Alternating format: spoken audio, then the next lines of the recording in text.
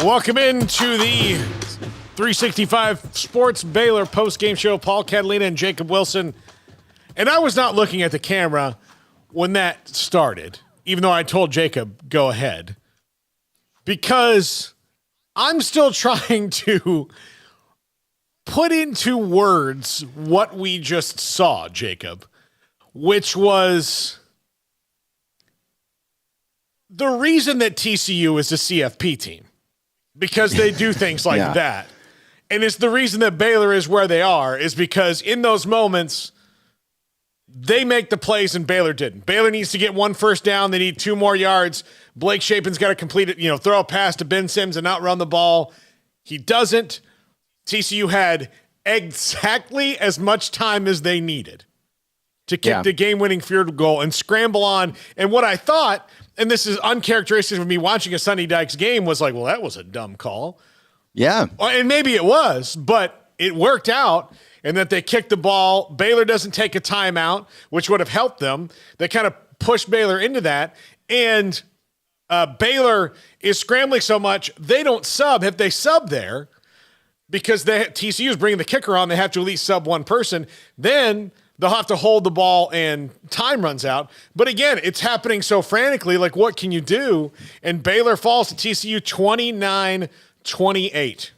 Yeah, I think TCU, they clearly deserved to win that game. They had a plan. It was a risky one at the very end there, running the ball on third down when you have no timeouts and little time to get your kicking team onto the field.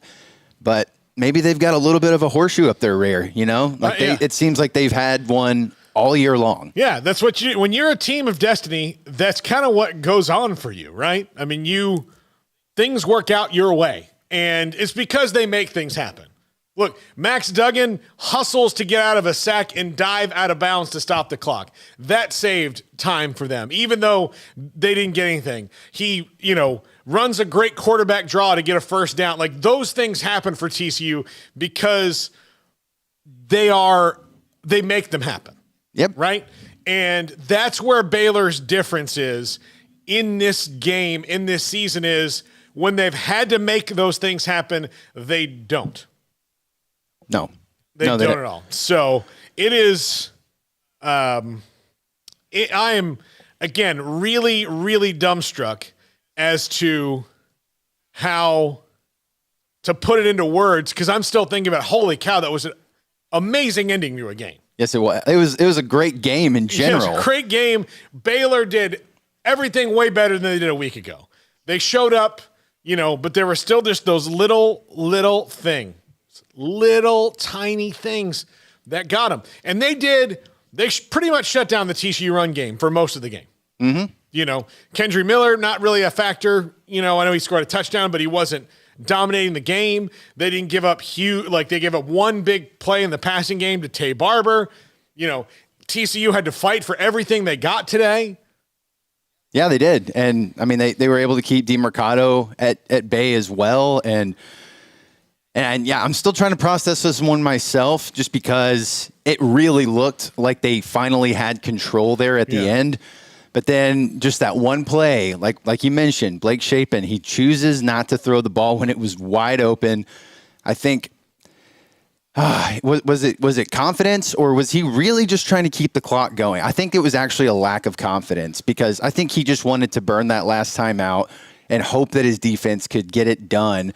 But when you give that much, they had 90 seconds or so left. Like, that's more than enough time for any kicker to get into, for an offense like that to get into field goal range and win. And even though they did it in very strange and risky fashion, like, you still have to anticipate those things.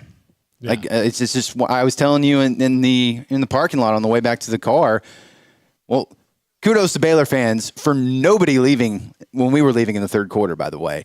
But Blake Shapen, he looks good at times, but then when he looks bad, but not bad enough to take out of the game. It's just one of those white-knuckling, frustrating things. I'll compare Blake to Max Duggan. Look, Max Duggan was not the starter when the season started. You know why? Because a lot of times when it came down to those little decisions, he would make the wrong ones. He'd get too emotional and make the wrong ones. And now he's making all the right ones. So this has not been Blake Shapen's, coming out party like we all thought. We've seen some really excellent stretches from him, but it's those little decisions that he's going to have to get better at down the line, and the little tiny things of seeing the field, not making a decision too early and getting locked in. And look, the chat room right now is very anti Blake Shapen. I could imagine. I would imagine so. Yeah. And I get it.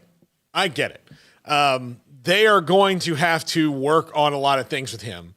And the problem is that you've seen things from Shapen that have been like, holy cow, this dude's on fire right now. Mm-hmm. But it's the little things. And it's the little things that get you beat. And it's the little things that got Baylor beat today. It's not just one play.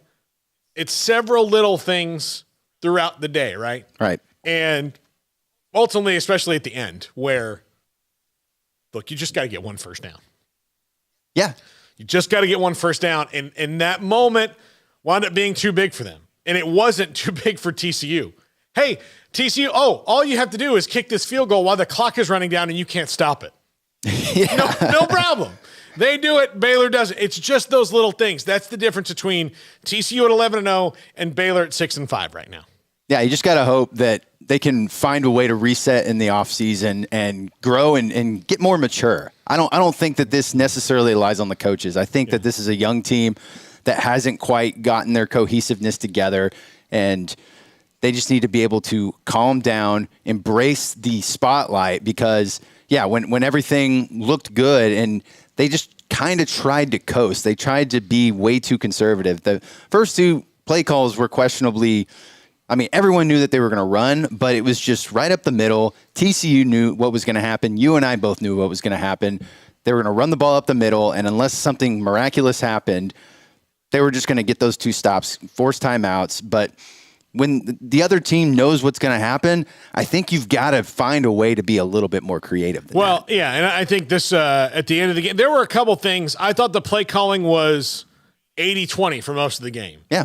But the 20 were things that stalled drives. For example, too much misdirection and trying to fool TCU when the stuff that was working for them was when you're kind of going right into the teeth of their defense early on. I think the other thing that I thought, especially there at the end, was, they've got some timeouts. After you make them use one of them, I know even if there are two, I'm trying to get the first down, especially after I lost yards. Mm-hmm. For sure. My whole playbook's open until I get one first down.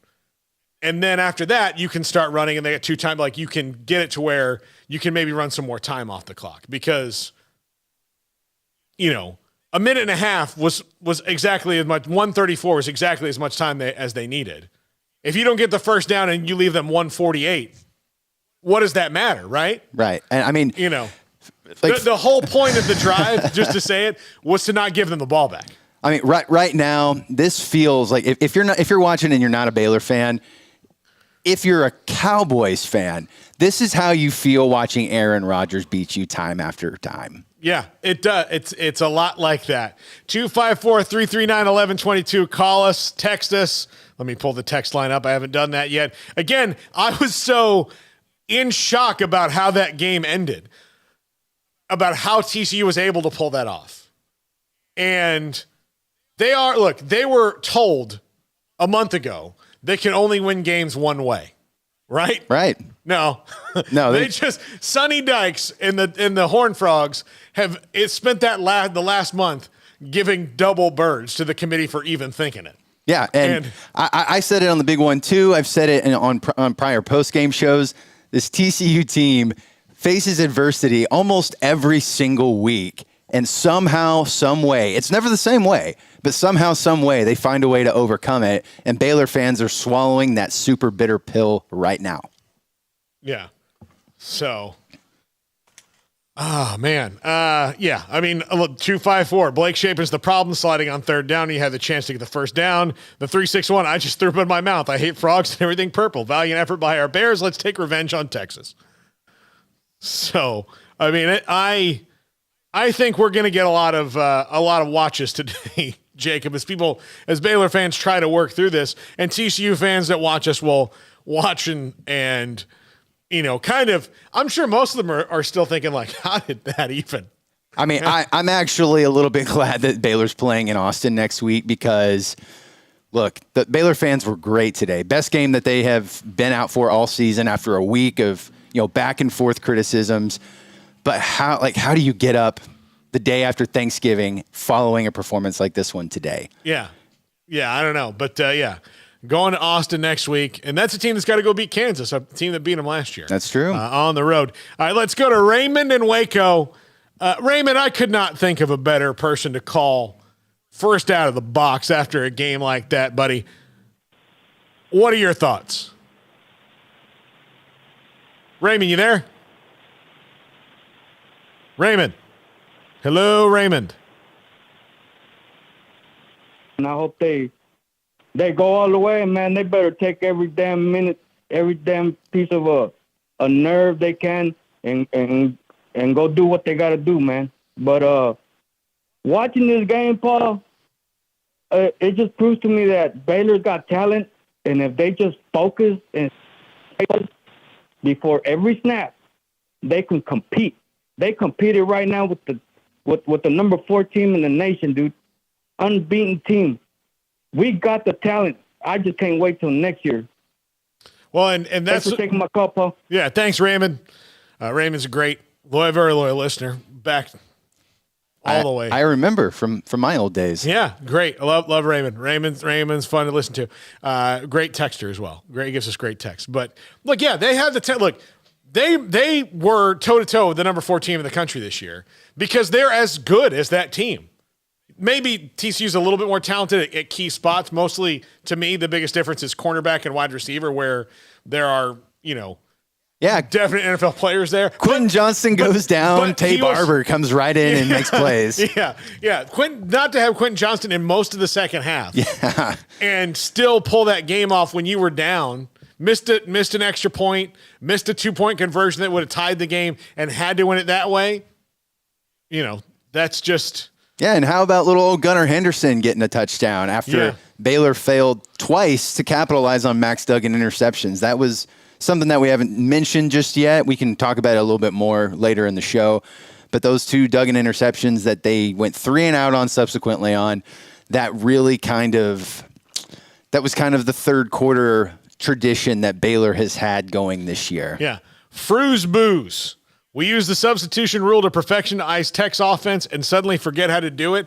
Yeah, I think that Sonny Dykes caught them scrambling there, and they just lined up to block the field goal and didn't swap anybody out. But yeah. I mean that's on the players, but it's if you're a special teams coordinator, you got to start sending your guys in who are normally on the pump or the kick block team, and that way they know to go and grab the guys that they need to shove to the sideline. Yeah. So Michigan, by the way, trailing to Illinois with 40 seconds left, but they are in field goal range and got a pass interference to do it, but they're down 17-16. And again, I just tell you, Baylor fans, that I don't even know how to completely formulate my thoughts yet. But we're going to come back and we're going to get right back into it. 254-339-1122. Call us, text us, vent your feelings. Please watch your language. It's a family show. But, yeah, we're going to go through it. We're going to go break down some stats for you and other things. This is the postgame show on 365 Sports. Paul Kenley and Jacob Wilson. Back in a moment.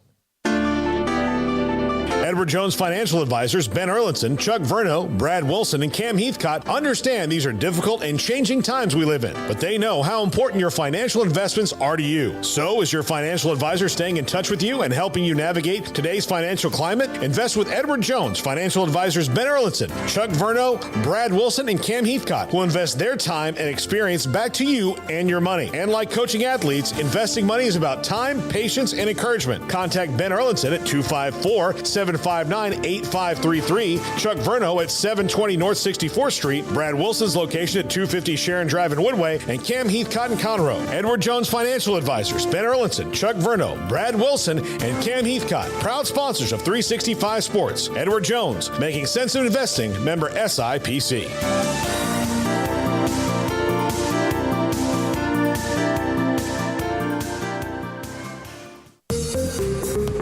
Did you know Waco Regional Tennis and Fitness on Lakeshore Drive in Waco is open to the public? Next time you're in town for a Baylor athletic event or you're in town for tourism, take advantage of their day passes for $10 a piece or the weekend for $30. Waco Regional Tennis and Fitness offers 40 group exercise classes, including indoor cycling and yoga, boot camp, and bar. New free weights, weight machines, TRX rowing machines, stationary bikes, new treadmills, new elliptical machines, and a spacious weight room floor. Personal training with Christy London, Randall Corley, and Alec Bach, where you will be encouraged to grow. Sauna, whirlpool, tanning bed, kids club, 16 tennis courts, and 8 pickleball courts, and youth and adult tennis and pickleball lessons available. Waco's premier experience where you can help your mind, body, and soul. Visit wacotennis.com or visit them next to Hawaiian Falls on Lakeshore Drive in Waco.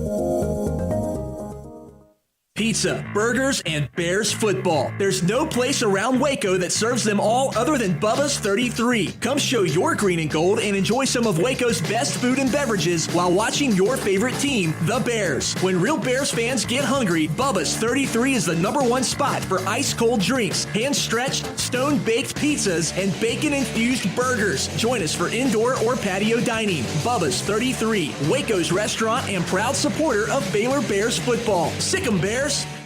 TFNB Your Bank for Life is the official local bank of Baylor Athletics. Find out why more Central Texas are making TFNB their bank for life. Sign up for our Edge checking and savings accounts to earn interest or cash back. With 5 convenient locations and an award-winning mobile app, banking has never been easier. TFNB Your Bank for Life. Member FDIC.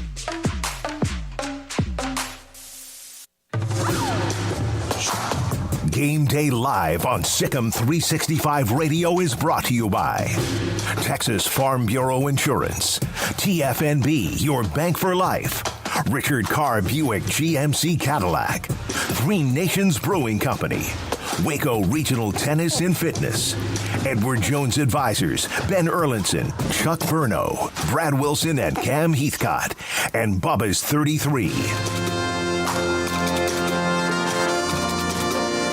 So as we come back from break, Michigan just knocks one stiff 19-17 to take the lead over Illinois with 9 seconds left. Jacob, you know me, I'm not a braggart. I'm not a blowhard. I'm not on camera. I'm not someone who likes to toot their own horn. Fair enough. Regularly. I mean, other than the fact that I'm just telling everybody here I'm awesome and smarter. No, I kid. But no, this week, I do like it when I kind of accidentally fall into things just by randomly thinking about them. I do the top 5 every single day. Mm-hmm. And on the weekends lately, on Fridays, I've been like, here's some things to look for the weekend, interesting stuff in the top 5 to spur discussion. And one of mine was which team is on bigger upset alert, TCU or Michigan? And the answer is yes. Yeah. Both of them were, and both of them had to fend it off. Now, Illinois got 9 seconds to pull off a miracle here, but right now, 19-17, and poor Brett Bielema's just beside himself. But those games went very similarly for each of those CFP teams. I was on the road yesterday. Who was on bigger upset watch, in your opinion? We said TCU. Okay. It's just like more likely, just given that this game's in the big house, they were on the road. Michigan is higher ranked in a couple in defense, and Illinois. Illinois is a good team though. People, they're 7-3, about to be 7-4. They have one of the best defenses in the country, one of the best run offenses in the country. They're a good team. Brett Bielema's done a great job. He belongs in the Big Ten. Yeah, for the Illini, and we said TCU, but again, if Illinois makes Michigan play the way that they want them to, which they did until 4 seconds ago. And even still, they probably did. It just didn't do it enough. So, they're both on upset alert. 254-339-1122. So, I do think, and people are starting to now realize this, and we'll go back into it. Baylor made one gigantic coaching miscalculation on the last play, which was should have substituted just one person. Yeah. And TCU's not going to have enough time because they have to, but they didn't. So, I mean, that's just called being an agent of chaos if you're TCU. Yeah. Just absolutely like executing chaos. It's a hard thing to do. TCU kind of, rolled the dice with, we're going to be scrambling so much, Baylor's not going to realize what's going on. And that's exactly what happened. Yeah. Look, that play is one player being substituted away from Sonny Dykes looking like he made a terrible decision. Running the ball, spiking the ball, running the ball. Yeah. So, I'm just agreeing with you right now because you're saying everything that I'm thinking. Yeah. So there are, but again, that was a microcosm of the Baylor season right there. Yes, it was. Look, the interception that Shapen threw in the end zone right before the half, right? Mm-hmm. That was 10 good plays on that drive or whatever it was. And then one really bad one. Just couldn't cap it off. So the difference, again, between Baylor and a team that's in the CFP is they cap it off. They finish. Baylor's got to learn to finish, and that's something they got to have to work on over this bowl season and the off season. Whatever bowl they wind up in, they've got Texas in 6 days, and that could be 2, 6, and 5 teams playing. We don't know what's going to happen in Lawrence tonight. I believe I picked the Jayhawks. I picked the Horny Cows.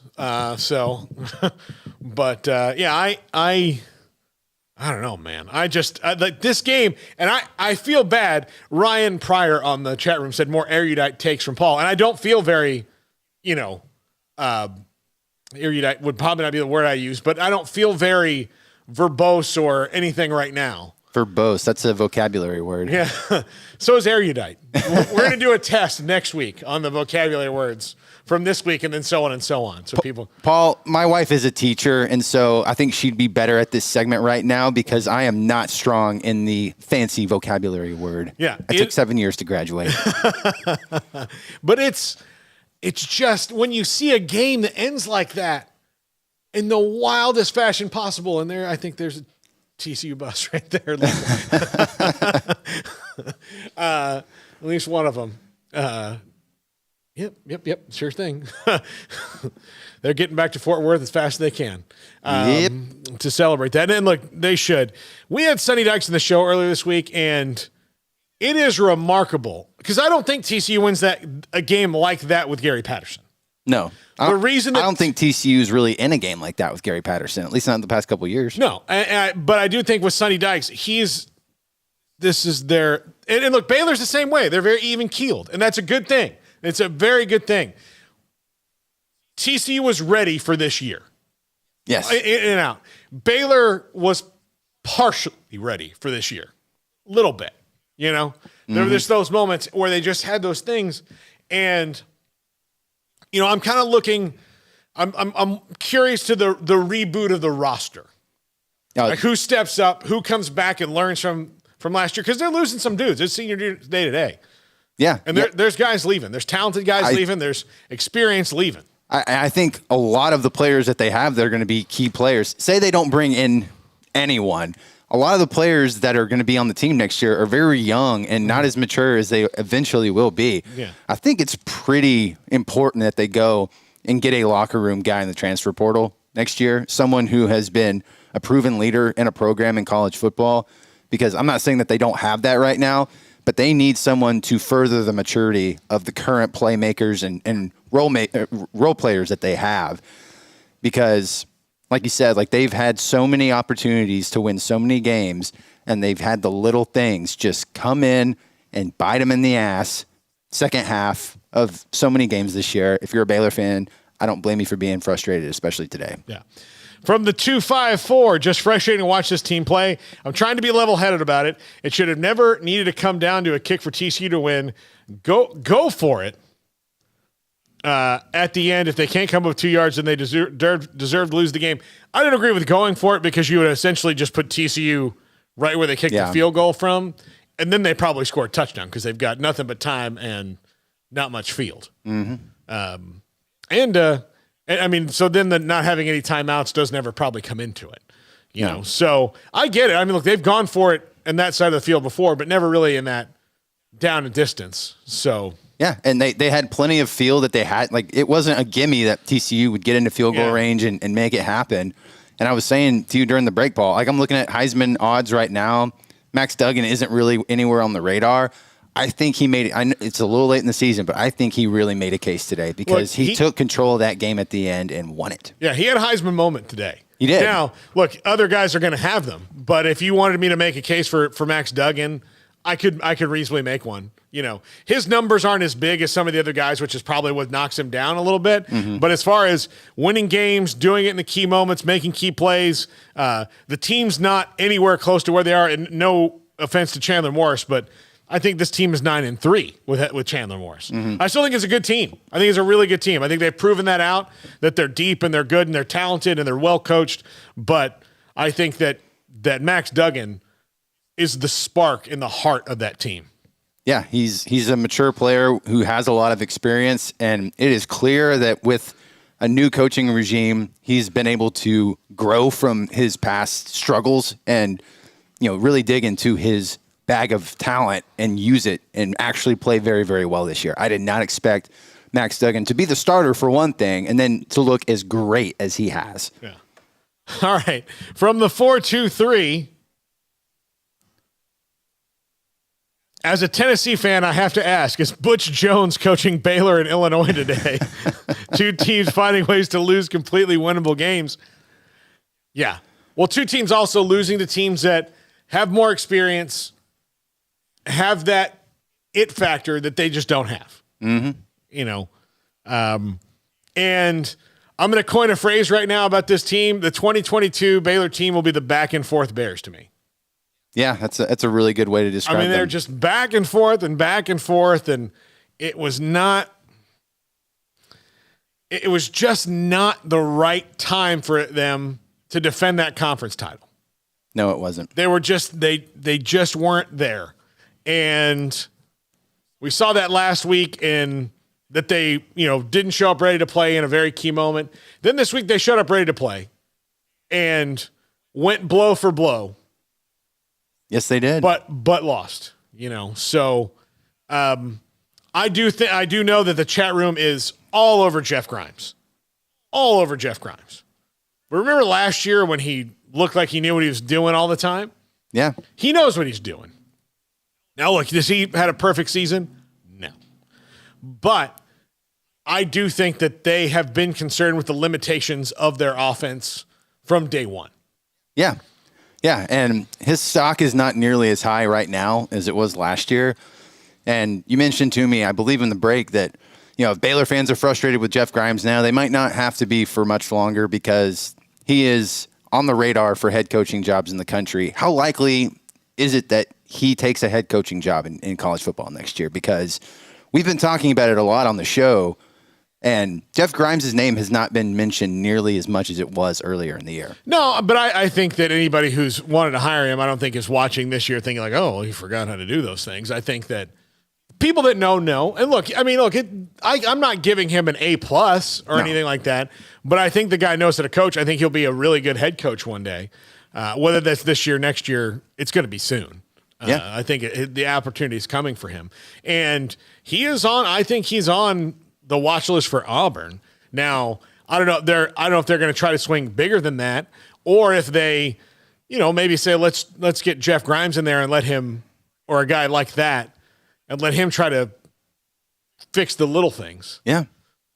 But there's a lot of different ways to look at that Auburn job, and I know he's kind of in the mix for it because having been there before and having a lot of success at BYU. Look.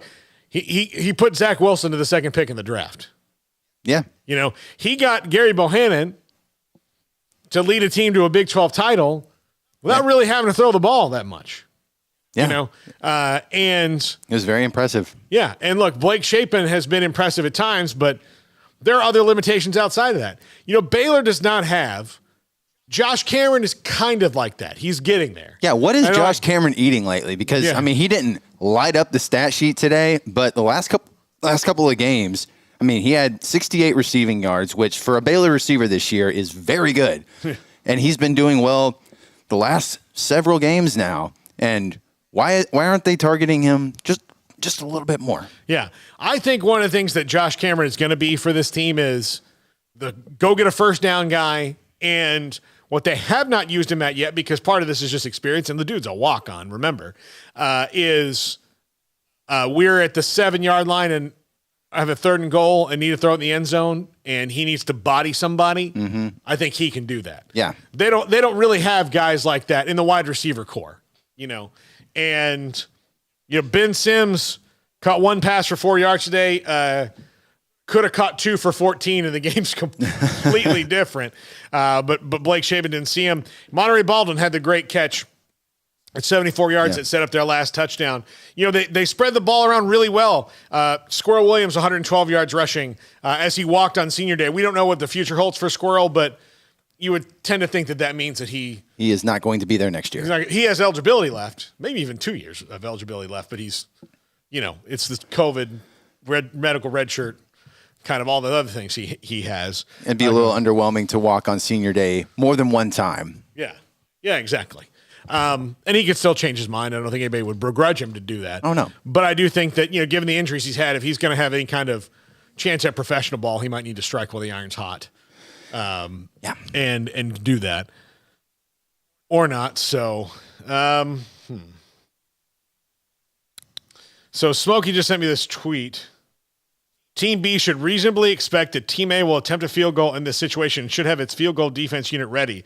The umpire will not stand over the ball, as there should be no issue of the defense being uncertain about the next play. Interesting. Oh, so perhaps we were a little bit wrong on that take, huh? Yeah. Well, I mean, it's not unreasonable to think that. No, that's generally how you think of field goals. Substitution rule, but yeah, I didn't know that. Well, now that we know. All right, let's take another break right here. Come back. Everybody get their emotions in check. Or not. Yeah. We'll jump back into the chat room.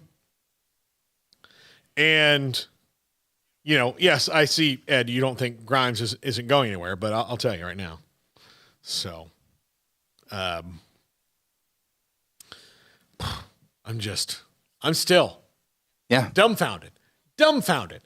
I'll tell you, this may not feel like my best work. I feel like we're having a good show here, but it's hard to process. I'm still thinking about how the game ended.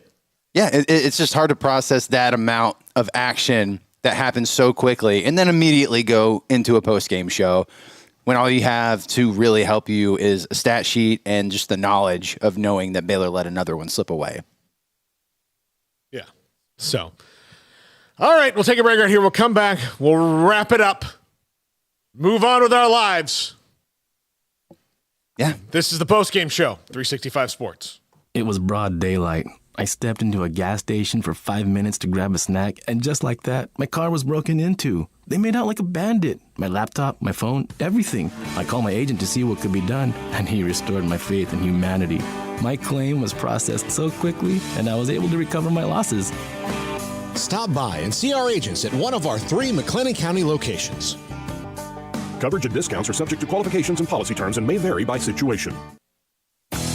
Three Nations Brewing Company has 16 different beers on draft with a new beer every Friday. It also offers 2 air-conditioned tap rooms, a large indoor beer hall, a second-floor mezzanine offering a great overview of the brewing company and equipment and patio where you can relax under the shade. Plus, you can now experience the new Three Nations Beer Garden Grill on our shaded patio. Grab a cold beer and enjoy a bite from our freshly prepared and delicious menu. Street tacos, quesadillas, freshly cooked burgers and dogs, and veggie burgers too. Nachos and so much more, all prepared and cooked on site. So come visit the award-winning Three Nations Brewing Company on East Vandergrift off I-35 in Carrollton.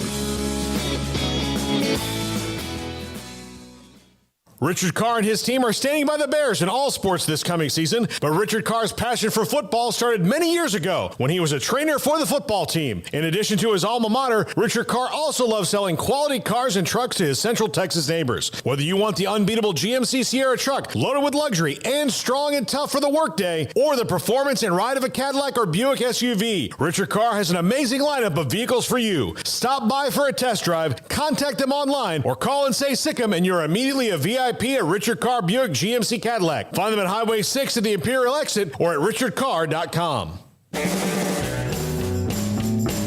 At Richard Carr, we give you more.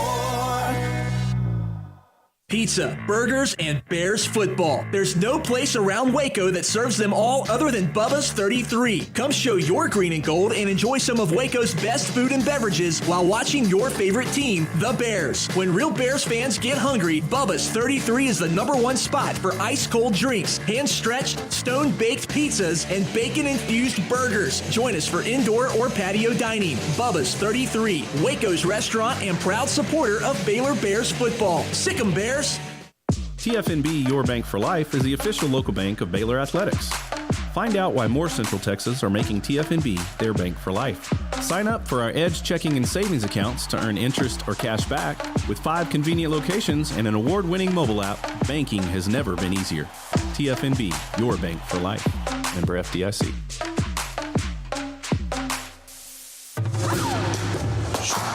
Game Day Live on Sikkim 365 Radio is brought to you by Texas Farm Bureau Insurance, TFNB, your bank for life, Richard Carr Buick GMC Cadillac, Three Nations Brewing Company, Waco Regional Tennis and Fitness, Edward Jones Advisors, Ben Erlinson, Chuck Verno, Brad Wilson and Cam Heathcott, and Bubba's 33.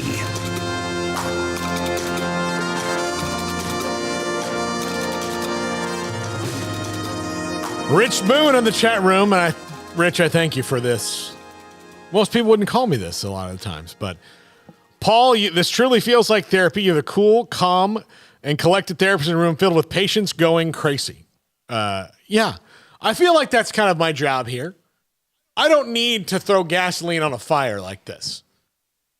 Like, I think our job as a post-game show is to break it down reasonably and not get too emotional. No. And try to, like, let's be reasonable about things. You know, and right now, you know, we got a lot of fans emotional about Blake Shapen and Jeff Grimes in particular. Yeah. Not the only reasons that they lost the game, but it's the difference between covering and cheering. Right now, we are covering. Yeah. So I get it. Like, and I get that there are legitimate beefs, but you know, there are things like, I do think that there's going to be a little bit more open competition than would normally be happening with a returning starter next year, like Blake Shapen, because of these little things. He is going to be given every opportunity to lead that. But Kyron Jones played a little bit this year, and we liked what we saw. And they've got Novosad coming in next year. Novosad coming in. So, and I mean, Kyron Jones, we've seen that he's talented. And if he doesn't get a chance, at least a chance in that open competition next year, they might lose him to the transfer portal, because I'm sure there's a team out there that would love to have him. Yeah. But by the way, I did not see how the end of the Florida Vanderbilt game happened. Yeah, tell the viewers and listeners why you were laughing during the break. Yeah. So, Jacob didn't put the title card on the break, which I hope I didn't pick my nose or anything. But I noticed right as we were coming back that I was laughing. Look, my alma mater, Florida State, plays our biggest rival, the Gators, next week. And the Gators just lost to Vanderbilt, which they've not done since 1988, by the way.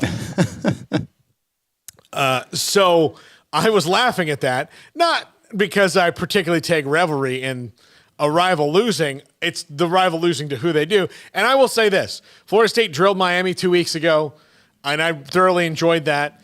In next week's game, this week will have no bearing on next week. It's always, you know, crazy and intense and lit. Florida State's really on a roll right now. But I was laughing at it because that's the force of habit. So I did put my fan hat on for a second there. Yeah, and how about Vanderbilt deciding to win some conference games this year, huh? Yeah, and Doors. They're 5-6, but they have to play Tennessee next week, right? Oh yeah. Yeah. So sorry about almost getting right back to the bowl eligibility. We might have almost had a Texas Bowl rematch. Yeah. When Baylor played Vanderbilt a few years ago, in 2018. But I don't think that's going to happen. And if it does, man, Tennessee is just going to be really mad. Yeah, I don't see that happening either. I don't think Rocky Top will let that happen. So, but this TCU Baylor game is pretty much tracked with the rivalry the last decade, right? Yeah, and after last week, Baylor fans have got to at least be glad that it felt like a rivalry game. Yeah. Because it very well could have been, a Baylor team that was defeated after getting thumped last week and then, just deciding to punt on the rest of the season, even against a rival like TCU. It was good to see Baylor fans get into it. And look, this is not Auburn, Alabama. This is not Ohio State, Michigan, at least in the eyes of the entire nation. But if you're a Baylor fan or if you're a TCU fan, you need to treat the rivalry that way because that is what actually makes it gain traction and makes it fun. Yeah. This was from the 20,000-foot view, an excellent rivalry showdown. Yes, it was. But in every rivalry showdown, there's a winner and there's a loser. There's a happy person and a sad person. And the green and gold are the sad person today. Yep. And it's been an unfortunate trend like that for a while. It's becoming a little bit lopsided. But at least it was one of those situations where, look, it doesn't matter if TCU is number 4 and Baylor has 4 losses on the season. Anyone can win a game in a rivalry game. We've seen it with Auburn and Alabama before. It's good to see that this is still competitive, even though one team is not having the season that they wanted to have. Yeah. Rich Boone, another great comment. BYU, West Virginia, and TCU, not excuse for letting those 3 games slip away. Maybe 1, 2 is forgivable, but 3 is telling, and there needs to be serious self-evaluation. Here's the good news for Baylor fans when you head in the offseason. Baylor has, and I make no exaggeration in this, the most introspective football coach that has ever walked the planet. That's his strength. Mm-hmm. Is dealing in the reality of the moment. That's the reason why Gary Bohannon is not taking snaps for the Bears this year. Dealing in the reality of the moment and it's why Larry Fedora is no longer the offensive coordinator. It's not, he is not someone who's going to try to make something work because he believes it will. If it's not working, it's not working. Mm-hmm. He's not an if only this, and this happens. It is what is happening and what is not happening. Can we make something that we want to happen that's not? If we can't, let's not run into a wall, go in a different direction. There are not many coaches like it. And even some elite coaches are not like that. No. Now, sometimes if you're an elite coach, you can run through that wall and you're so talented that thing you want to have happen, it doesn't matter. If you're Georgia right now, there might be a couple things that they would like to do, but they can't. But they just keep on forwarding through. Yeah, and look, it might not be the results that Baylor fans want right now, but I agree with you on Dave Aranda. I think right now and the rest of the season, they got 2 more games, this game and their bowl game, and then throughout the offseason, he's going to be Zach Galifianakis in The Hangover at the blackjack table with all the numbers just going around and around and around. And hopefully for Baylor fans next year, that will result in games like this where it is so easily in reach to have a win. They will find a way to get it done with a more mature team. Yeah, I think that he'll figure these things out. It will be the goal of his administration, so to speak. Like if he was first 100 days, the goal is to figure out what's going on, right? What are those little things he needs to change? And he's shown that, look, if he's got to change position coaches or coordinators or whatever, he'll do that. Now, I don't think that that's happening with Jeff Grimes unless Jeff Grimes leaves. No. But I do think that, if they want to, change up the scheme a little bit, they'll do that to match the talent that they have. He is not going to, he's not going to have a case of the Jimbo Fishers where it's, this works. Yes. Yeah. Sometimes, but now it's not. So you can either change what's not working and do something that may work better, or you can try to, Shawshank Redemption your way out of the prison cell. Yeah. We all loved watching Jameis Winston, but that was 10 years ago now for Florida State? Almost. I guess 9. 2013. But yeah, I mean, those things they have to get Like you can't, and Dave Aranda will look at everything. You listen to the interviews we have with him every week or every other week with Smokey, right? Yeah. We won't get him this week. We got him last week. We'll get him again before the bowl game. Or maybe right after. I don't know what they'll do and make available to us. So we'll probably have him one more time, maybe two, before spring football. And he really thinks about things this way. You know, everything that he's not here. It's all the big picture and what the goals are. So I think that you're okay there. I believe we have a call. I don't know if it's one you would like to take. No. Anonymous does not get answered on this show. Yeah. So, if you wanted to get on the show, change your name from Anonymous. Yeah. So, anyway. So my final thoughts on this game are, look, Baylor went toe-to-toe, but the little things got him again. Yeah. And again and again and again. It's happened all year long. The little things have gotten them. Their emotions are right, but the back and forth bears.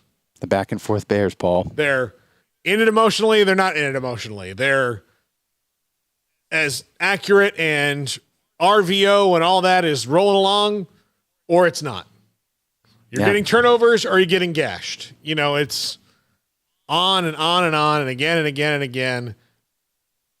And yeah, I would imagine that this is everything that we're talking about right now is what we mentioned earlier. Dave Aranda will diagnose in the offseason and do everything in his power to correct those errors. And if you're I know it's Baylor, but if you've got beer in your fridge, it's okay if tonight is a whiskey night. You know, every sports fan has a whiskey night. And I know it's Baylor, but that's the reality of today's game. Yeah. So that's it. 29-28. Baylor falls to TCU, and TCU keeps their college football playoff hopes alive, as does Michigan. And here's the thing. Michigan went out and did TCU a favor. Now, they were going to be undefeated and still in the top four no matter what, but the whole almost lost, wasn't a great game. So did Michigan. Yep. You know, so. And then Ohio State and Michigan, one of those teams will get nudged out here at some point, and if TCU keeps on rolling, keep going up a spot or two. Yeah, exactly. So Ohio State and Michigan play next week. And Ohio State will have revenge on their mind, and Michigan will have, let's get a streak going like they had. Let's not just make it a one-off. Yeah, let's not just make it a one-off. Thank you for participating in the show, chat room, calls, text, whatever you did. Thank you for watching whatever you do on this show. We appreciate each and every single one of you who views the show, even if you're mean to me. I appreciate you for turning it on. It's hard to hurt my feelings. I only cry a little bit. But thank you to Jacob Wilson. Thank you to, again, all of you who watch the show. Please like and subscribe when you get the chance to the channel and all the 365 sports channels. We're back again on Monday, 3 to 6 with Sikkim 365 Radio. We'll recap this game again. We'll go much in depth with that. Plus, if you're a premium member, all the post-game coverage on the website at Sikkim365.com. Thanks for watching, everybody. Have a great weekend. Have a couple sips of whiskey for me and Jacob.